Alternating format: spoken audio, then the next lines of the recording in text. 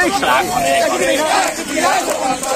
মুহূর্তে দরকার শাহাদাতের বহিষ্কার, এই মুহূর্তে দরকার, এই মুহূর্তে দরকার শাহাদাতের বহিষ্কার, কুলাঙ্গারের বহিষ্কার, এই মুহূর্তে দরকার, কুলাঙ্গারের বহিষ্কার, এই মুহূর্তে দরকার।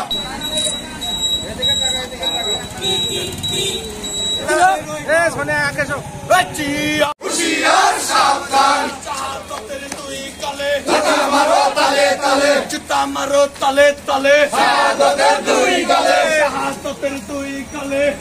নাস্তা কর ধর্মিক ভর, কে বলে রে জিয়া নাই, জিয়া সারা বাংলায়। শাহাদাতের কালো হাত ভেঙে দাও, ঘুরিয়ে দাও, শাহাদাতের দুই গালে জুতা মারো তালে তালে, জুতা মারো তালে তালে।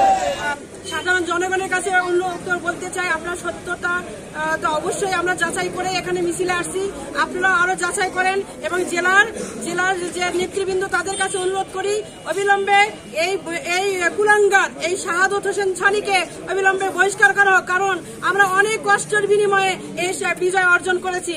আমরা 1971 সালে যুদ্ধ দেখিনি, তবে শুনেছি অনেক মা বোন কষ্ট করেছে, ভাই ব্রাদার কষ্ট করেছে। তারপরে আরেকটা কষ্ট করেছে আমরা স্বাধীনতা, অনেক কষ্ট করে স্বাধীনতার যে 5ই আগস্টে আমরা যুদ্ধ করে স্বাধীনতা বিজয় এনেছি। সেই বিজয়কে যদি এভাবে কেউ অবমাননা করে তার এখানে স্থায়িত্ব হবে না।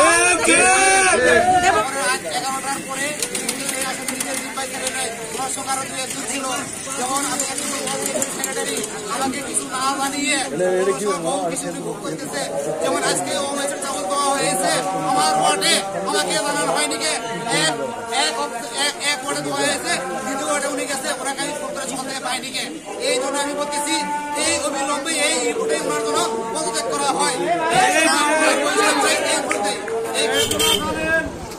এই শাহাদত হোসেন ছনে একবার নয় বারবার সেই দেওয়ান অফিস থেকে শুরু করাতে, কম্বল থেকে শুরু করাতে, কৃষিকাজ থেকে শুরু করাতে, অর্থ সহায়তা থেকে শুরু করাতে সব কিছুই শেষ। শাহাদতের দুই গালে জুতা মারো তালে তালে, শাহাদতের দুই গালে জুতা মারো তালে তালে, জুতা মারো তালে তালে, শাহাদতের দুই গালে।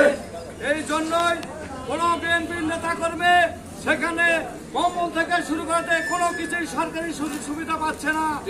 তারা এই আওয়ামী লীগের দোসর, তারা আগে থেকে এই 7 কোটি টাকার বরাদ্দের টাকা তারা সম্পূর্ণ অন্যায় ভাবে বিএনপিকে না জানে, বিএনপির কোন ঠিকাদারকে না জানে, সেই আগে আওয়ামী লীগের ঠিকাদারের সাথে যোগ সাজস করে তারা এই টাকাগুলি অবৈধভাবে এই আওয়ামী লীগকে ভরণ পোষণের দায়িত্ব তারা এই শাহাদতকে আমরা অবিলম্বে বহিষ্কার চাই। শুধু বহিষ্কার করলে হবে না, তাকে জুতোর মালা করে দিয়ে প্রতিটা ওয়ার্ডে ঘুরাতে হবে।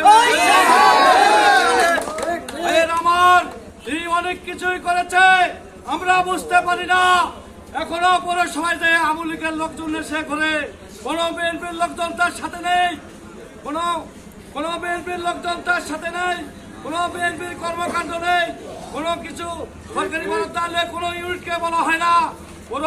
সভাতে আমাকে কোনোদিন ওরা ডাকে নাই।